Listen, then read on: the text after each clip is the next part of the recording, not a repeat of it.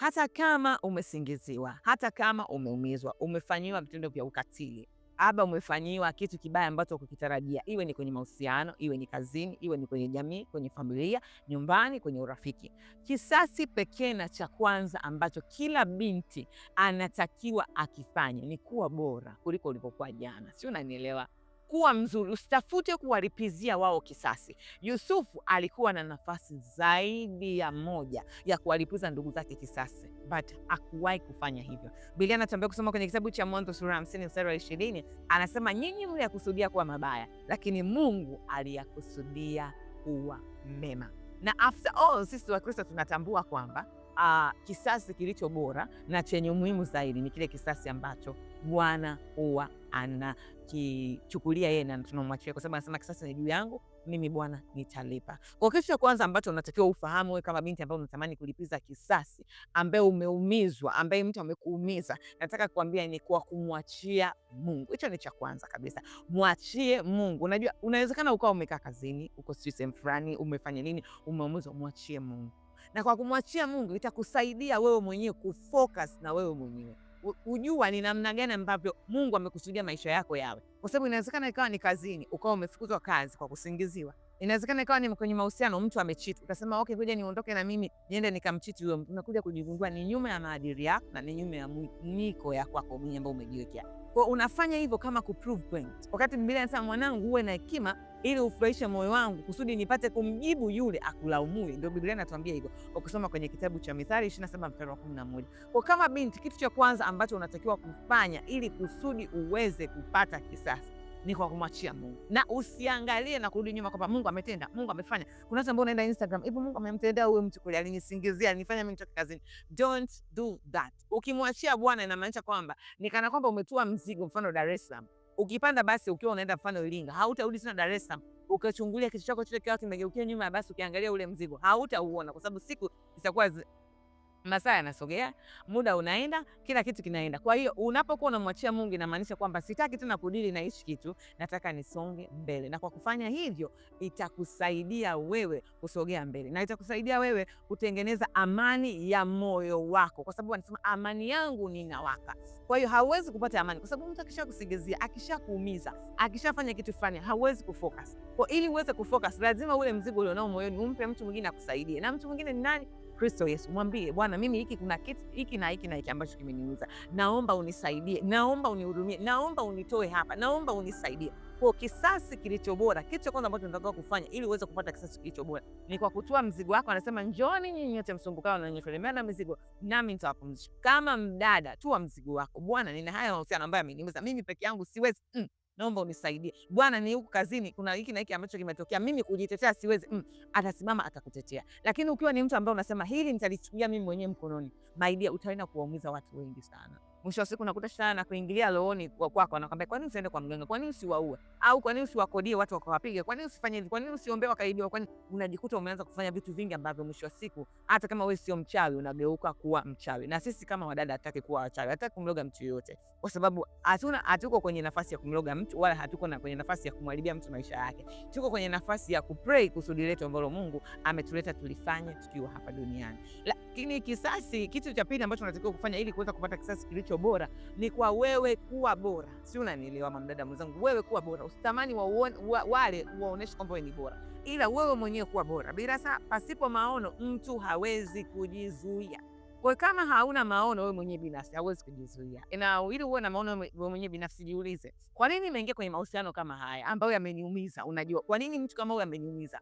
Je, mtu kama huyo nimewahi kumuona mimi kama mume kwangu, au nimewahi kumuona mtu kama msaada wa karibu kwangu? Hapana. Tulivyokuwa kwenye mahusiano aliye kunisaidia nini? Hamna kitu chochote. Nazungumza mahusiano kwa sababu najua dada wengi sana mna struggle na relationship, na ndio kitu ambacho ninakuambia, na tunajua sisi wadada wengi tuna struggle sana. Niseme tu in general tuna struggle. Kwa hiyo jiulize, je, huyu mtu ninayemuona hapa, je, ni mtu ambaye anaweza kanisaidia kesho atakachokutwa? Ambaye ameniacha, okay fine, hata kama amenicheat sawa. Je, ni kitu gani ambacho kimesababisha mpaka tumefikia huko? Inawezekana ni tamaa zake mwenyewe binafsi. Kwa nini mimi nibebe mzigo wa kwake? Kwa nini nitamani nimlipize yeye kisasi? Je, mimi natamani na mimi kucheat? Hapana, sio kitu changu. Kwa hiyo ni kwa wewe kuwa bora na kuchukua zile pieces na kuanza. Unaona nini mbele yako? Je, huyu ndio mtu ambaye unamuona? Na je, huyo mtu ambaye unamuona mbele yako, je, Ni mtu ambaye anataka mtu wa namna gani? Anataka mtu labda ambaye ni mcha Mungu, mtu mzuri, anayejituma, anafanya kazi kwa bidii. Anza kumtendea kazi huyo mtu wewe mwenyewe. Anza kumfanyia kazi huyo mtu wewe mwenyewe. Na kama ni kazini, pengine ulifukuzwa kwa kusingiziwa, unakuja kujiuliza, kwa nini hao watu walinichagua mimi katika kunisingizia? Inawezekana ukawa ni mlegevu au ni mzembe, huwezi kujisimamia, wewe kila kitu ni ndio. Sasa unaanza kujiuliza, je, Biblia inasemaje? Biblia inasema kwamba kila mtu lazima uwe na kiasi. Anza kujifunza kuwa na mipaka. Anza kujifunza kuweka mipaka. Watu hata unakoenda kwenye kituo kipi ambacho Mungu anakupangia huko, hiyo sehemu mpya, watu watakapokuona unajua kabisa huyu dada hapana, huyu dada yani huyu dada ni mtu ambaye yuko very much strict, ni mtu mwenye upendo, lakini hapendi mtu kuvuka mipaka yake. Lakini ukisema kwamba okay, ngoja nimepata kazi sehemu nyingine, ngoja nianze kuonesha kwamba mlijua, haikusaidii. Kiukweli haikusaidii, zaidi inaendelea kukudestroy wewe, inaendelea kukuharibu wewe, kwa sababu akili yako haitakuwa ina focus na maisha ya kwako, kwamba nifanye nini niwe mtu bora. Itakuwa nifanye nini wewe nione mimi ni mtu bora. Na ukianza kuwafanyia watu, hauwezi kufika malengo. Utajikuta umeingia kwenye depression, umejikuta umepata anxiety, unajikuta umeenda kwenye vitu mbalimbali ambavyo sivyo sahihi, na utatamani kwamba kwa sababu unafanya kwa ajili yao, kama ni kazi ambayo nimepata ofisi mpya, pengine Mungu amekuongeza cheo, utatamani ukaloge zaidi ili upate cheo zaidi, na mwisho wa siku unajikuta umemwasi Bwana.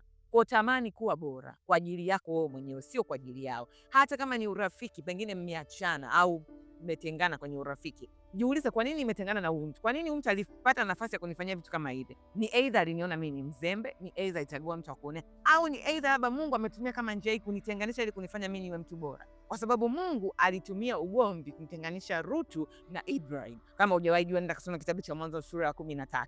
Kwa kama hivyo vitu vyote umeshavijua, ndio maana pasipo maono mtu shindwa kujizuia. Ukishakuwa na maono unaweza kujizuia kwamba hapa ndio hasira imepanda, hapa uchungu umepanda, lakini huyu sio mimi, huyu mtu sio mtu ambaye ninamtaka. Na hiyo itakusaidia wewe mwenyewe kuvuka kutoka sehemu moja kwenda sehemu nyingine, kutoka mahali pamoja kwenda mahali pengine, kutoka eneo moja kwenda eneo lingine. Kwa hiyo kisasi kilicho bora ni wewe kuwa bora, sio kuwaonesha wao kwamba wewe ni bora. Wao hawana shida na wewe. Mwisho wa siku unawezekana wao wamekusingizia wenyewe, wamemove on na maisha yao, wanasulubiwa huko na dhambi zao, lakini wewe unatakiwa ufocus kwenye kile ambacho wewe unachokuwa unakiona. Lakini kitu cha pili ambacho ni kisasi kilicho bora kwa mwanadada yeyote ni kuyafanya yale ambayo ulisema hautoyafanya, ni kuyafanya yale ambayo ulisema hautoyatenda kwa ajili ya mustakabali wako. Maybe ulisema kwamba okay, ulivyokuwa labda niseme kama ninavyosema, ulivyokuwa huko kazini ukasema mimi ni kazini hela ninayopata nitafungua biashara, na ukajikuta hujafungua mpaka umesingiziwa umeacha kazi. Pengine ulivyokuwa kwenye mahusiano ukasema mimi kwenye mahusiano haya itanifika kipindi ambacho nitaranch podcast yangu, pengine nitafanya kitu.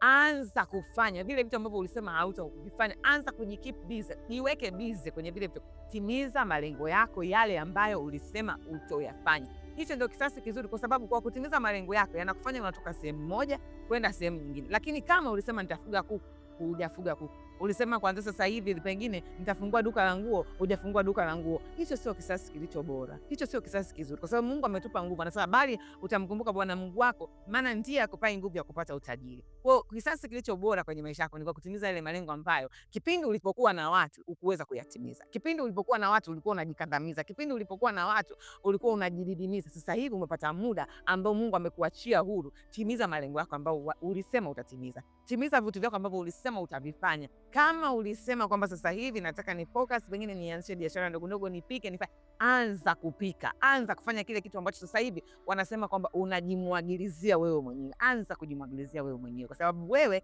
ni mbegu bora, kwa sababu wewe ni mtu bora. Kwa hiyo kama mwanadada yoyote ambaye unatamani kulipiza kisasi, hivyo ndio visasi vitatu ambavyo cha kwanza ni kumwachia Mungu, cha pili ni wewe kuwa mtu bora, cha tatu ni kutimiza malengo ambayo ulisema hautayatimiza, ambayo ulisema utayafanya na ulishindwa kutokuyafanya. Leo hii mimi nasema kila siku sijafika mbali, lakini binadamu si shukuru kwa lilo dogo, hawezi kushukuru hata kwa lilo kubwa. Mimi namshukuru Mungu hapa nimefika. Leo hii YouTube channel yetu na subscribers 500. Back in days kabla sijaanzisha hizi channel, kabla sifanya kitu chochote, nilikuwa najiambia kwamba kuna siku ambayo nitakuwa msichana bora, nitawafundisha wasichana wenzangu yale yote ambayo nimeyapitia, jinsi ambavyo nimeweza kuovercome. Lakini nilikuwa naongea tu maneno, mpaka kuna mtu ambaye aliwahi kuniambia, wewe kila siku unaongea tu maneno, hakuna siku ambayo umekaa chini ukatimiza malengo yako. Baada ya mambo mbalimbali kunitokea katika maisha, nikasema okay, sasa hivi nataka nijimwagilizie mimi mwenyewe, kwa sababu naelewa kwa kujimwagilizia mimi mwenyewe kuna wasichana wengine ambao wataanza kumwagiliziwa. na ni kweli ni kitu ambacho kilichokuwa kimetokea. Kwa kitu ambacho kitakusaidia wewe kuweza kulipiza kisasi kilicho bora kwenye maisha yako ni kwa kutimiza malengo yale ambayo ulisema hutaweza kuyatimiza. Ni kwa kutimiza yale malengo ambayo ulikuwa unatimiza kwa watu wengine, wewe mwenyewe ulikuwa umejiacha, umejisahau. Jikumbuke, jiangalie. Lakini kisasi kingine kilicho bora katika visasi vyote ni kwa kuanza kujiombea. Mwanzoni ulikuwa sio mtu wa kujiombea, ulikuwa ni mtu wa kuangalia unawafurahisha watu wengine, unaangalia Biblia inasema ombeni bila kukoma. Anza kujiombea. Hicho ni kisasi bora kuliko visasi vingine vyote. Anza kujiombea, jisimamie, anza kujiombea, anza kujifungia, anza kujikusanya, anza kujimwagilizia, anza kujiombea. Unanielewa? Anza kujiombea. Mara nyingi sana tukiwa kwenye mahusiano, tukiwa kwenye urafiki ambao umekolea, tukiwa tuko kwenye kazini, kwenye kazi ambazo Mungu ametupa, pengine zinatupa mapato makubwa, huwa tunajisahau kabisa. Hata muda wa kujiombea tunakuwa hatuna. Lakini kisasi kilicho bora sasa hivi ni kwa kwanza mwenyewe kujiombea.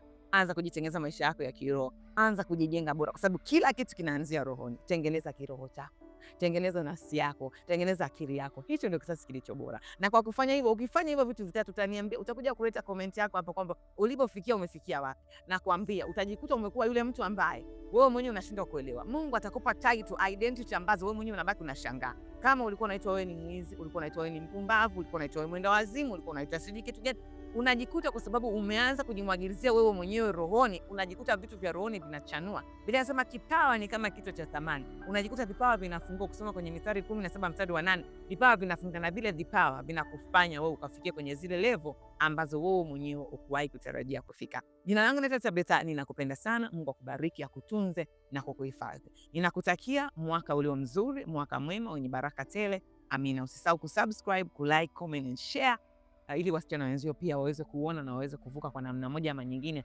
wale ambao wana uchungu. Na pointi yetu ya bonus ambayo nilisahau kwa siku ya leo, kisasi kilicho bora ni kwa kusamehe kabisa kabisa kabisa kabisa, bila wao kukufuata kukuomba msamaha, bila wao kukuambia nisamehe, bila wao kukuambia samahani. Wasamehe, kwa sababu Biblia inatuambia kwamba msipowasamehe watu makosa yenu, hata Baba yenu wa mbinguni hatofanya nini? Hatowasamehe nyinyi. Kwa wasamehe hata kama hawajakufuata kuomba msamaha. Ipo siku watakufuata kuomba msamaha, lakini usisubiri hiyo siku. Endelea na mambo yako, endelea na vitu vyako. Na kwa kufanya hivyo utakuja kuniambia siku moja. Utajikuta hata ukiwaona unaona, Mungu wangu, kwani bado unaniomba msamaha kuhusu kitu kile kile? Mbona mimi nishasahau?